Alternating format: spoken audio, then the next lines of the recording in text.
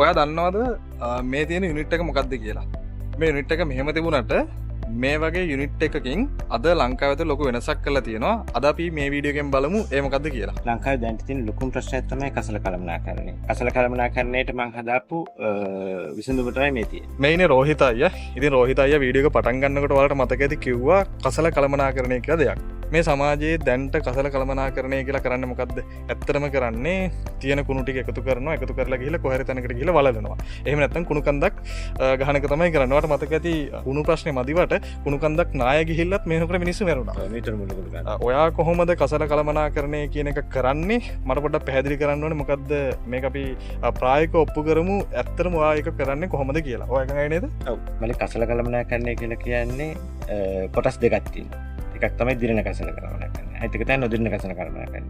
මම දැන්ට මේ හදලා තියෙන යුනිට් එකෙන් පහසුවෙන් දිරණ ඕනම කසල කළමනාකරණය කරන්න මේකට පුළුවන්. මේ යුනිට් එකේ නම මොකද්ද?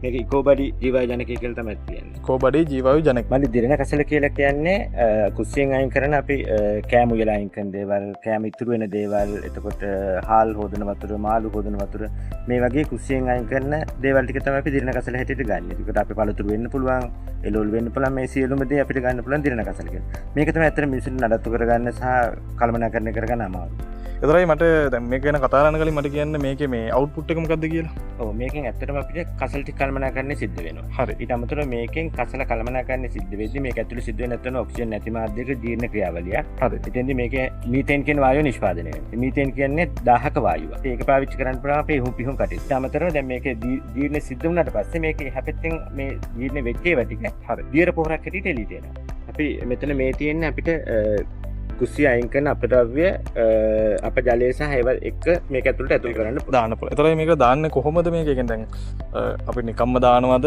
දාන ක්‍රමයක් තියෙනවද මේකට? අර අපි වතුරත් එක්ක කවලම් කරලා අපිට කැම දාද්දී ඒ වගේ දෙගුණයක් වතුරත් එක්ක කවලම් කරලා ඒ වතුර වලට අපි හාල් හොදන වතුර, මාළු හොදන වතුර, පිඟන් හොදන වතුර ඒ වගේ දේවල් පාවිච්චි කරන්න පුළුවන්. හරි. ඒව ගෙනල්ලා ඒ දෙක කවලම් කරලා තමයි මේකට දාන්නේ. ඝන අපද්‍රව්‍ය ටික කිලෝ 5ක් වෙනවා. එතකොට එහෙනම් ඒ වගේ දෙගුණයක් කියන වතුර 10ක් දානවා. කිලෝ 15ක් වෙනවා වගේ දානවා. හරි. ඒ කියන්නේ එහෙනම් මේක දවසකට අපි ඝන අපද්‍රව්‍ය කිලෝ 5කට වතුර කලවම් කරලා දෙකම එකට නේ දාන්නේ. ඔව්.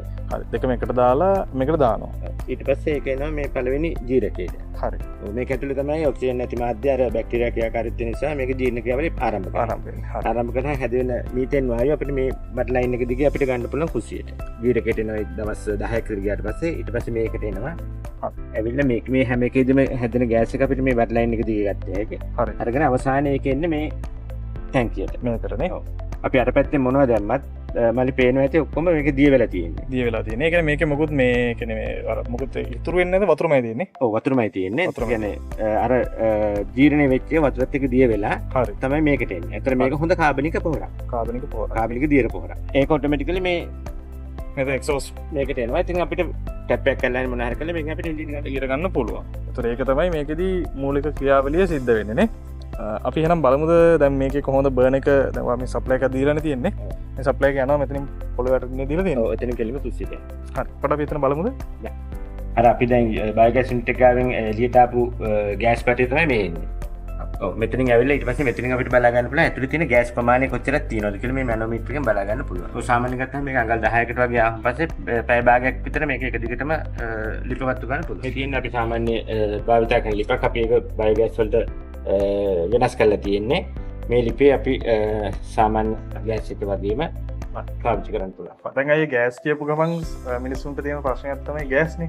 ගෑස් කීනි ගන්නවා අරෝගේ ප්‍රශ්න ටික එනවා. දැන් මේකේ තියෙන විශේෂත්වය මොකද්ද? මේකේ තියෙන ඇත්තටම කාබන් ඩයොක්සයිඩ් සහ මීතේන් එකතුවක් තමයි බයෝගෑස් කියලා අපි කියන්නේ. හරි. ඒ නිසා දැන් මේකෙන් ඇත්තටම NP ගෑස් වගේ භයානක නැහැ.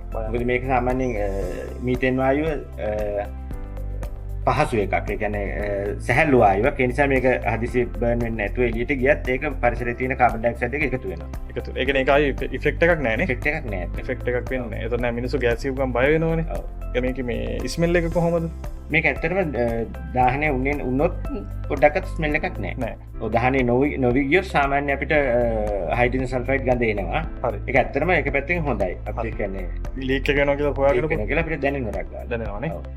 මට තව එකක් කියන්න. මොකද දැන් මේ ප්‍රොඩක්ට් එක ගත්තාම පස්සේ නාගරික පරිසරයේ ගොඩක් වෙලා තියෙන කසල කළමනාකරණය. ඒ කියන්නේ කසල තමයි ඒගොල්ලන් තියෙන ගැටලුව. මධ්‍යපාන්තික කට්ටිය ගත්තොත් ඒගොල්ලන්ට ප්‍රධාන වශයෙන් තියෙන දේ තමයි ගෑස් කියන එක ඒගොල්ලන්ට යම් ගැටලුවක් ඔව්. නිසා ගෑස් වලට වෙන විසඳුමක් කෙන එක ඒගොල්ලන්ට මූලික පැත්තෙන් වාසි ඇත්තක පොහොර ප්‍රශ්නෙත් ඒගොල්ලන්ට තියෙන හැබැයි කසල කළමනාකරන යම් තරමකට ඒගොල්ලන්ට ගැටලුවක් ගාමී පරිසරයට ඇත්තටම කසල කළමනාකරන එක ලොකු ගැටලුවක් නේ හැබැයි ඒගොල්ලන් තියෙන ලොකුම දේ තමයි ඒගොල්ලෝ කරක දර වගේ දේවල් මත හදා පවතින නිසා උයන්න පිහන්න මොකද අලුත් නවීන කාන්තාව කියලා කියන්නේ ටිකක් දලිගා ගන්න නැතුව right හොඳට ගෑස් එළුවෙන්න කැමති. ගාමී කට්ටිය හැම වෙලේම වගා කරන කට්ටිය. ඔව්. ඒගොල්ලන්ට පොහොර වලට එළියට යන මුදලත් ඒගොල්ලන් ලොකු ගැටලුවක්. හරි. ඒ නිසා දැන් මේකෙන් පොහොර වලට ලැබෙන සහනය තමයි ඒගොල්ලෝ ගොඩක් බලාපොරොත්තු වෙන්නේ.